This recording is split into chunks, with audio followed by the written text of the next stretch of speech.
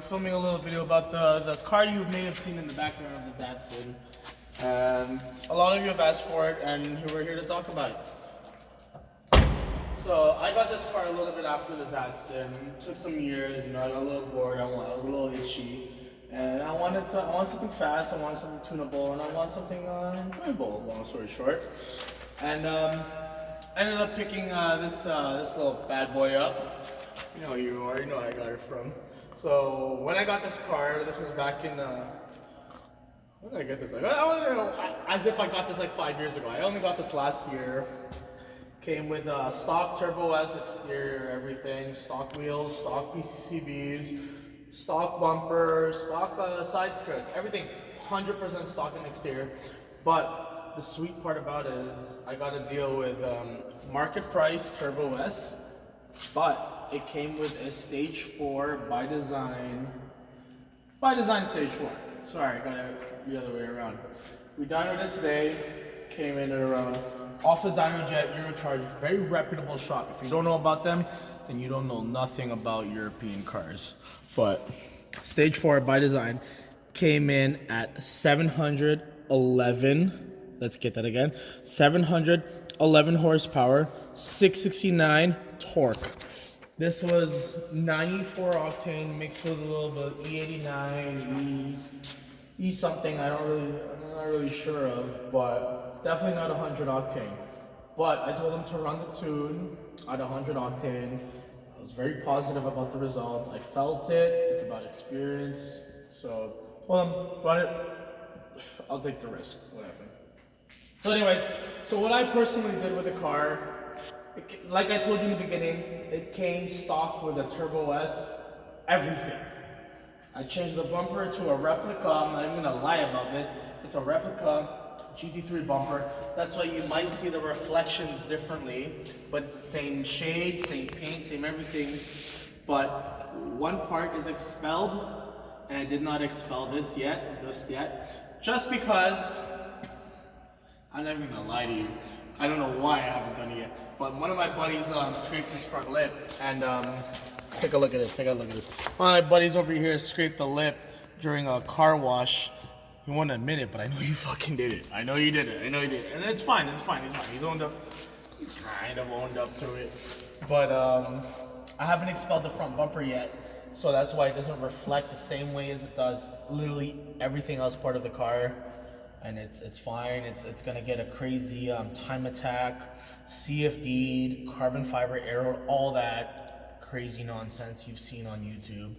And that's the plan for this front bumper. So I went the cheaper route just because I went for more of the flexible route. I was quoted 40 to 50K for the front end. I didn't think that was reasonable when this was, to me, 2K painted. Just didn't make sense to me. I'd rather spend more money on the customized aero than the image of the car when I could easily toss back the Turbo S bumper. So that to me was just not feasible. So I went with a replica bumper.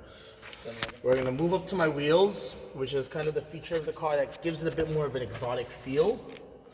That we're with BBS 89s, 20 by 9 at the front, 20 by 13 in the rear.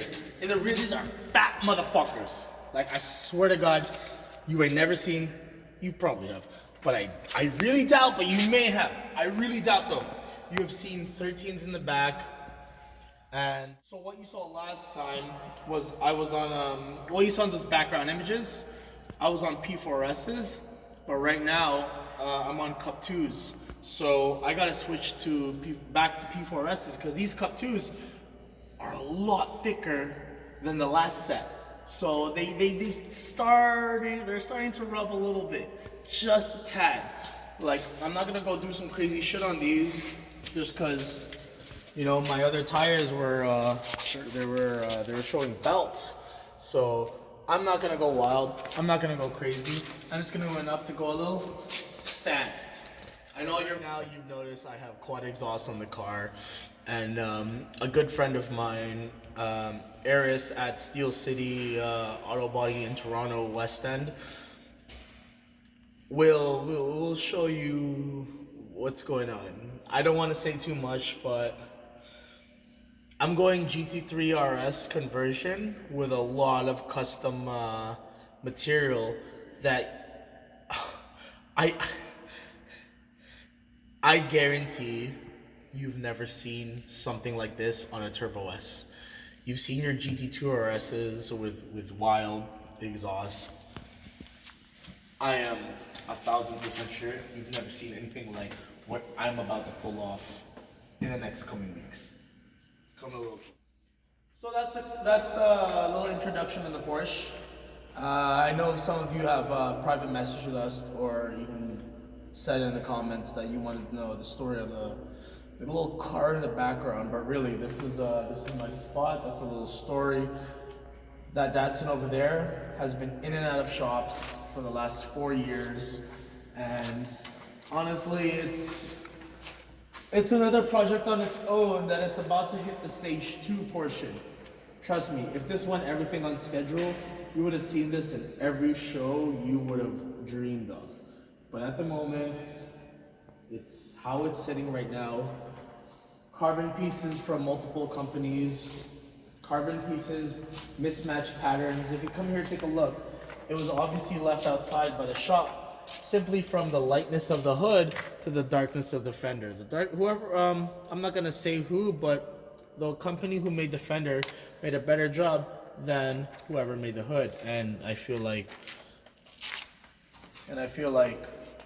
audience alone can kind of figure out who makes carbon hoods. So with that in mind, that is the Datsun.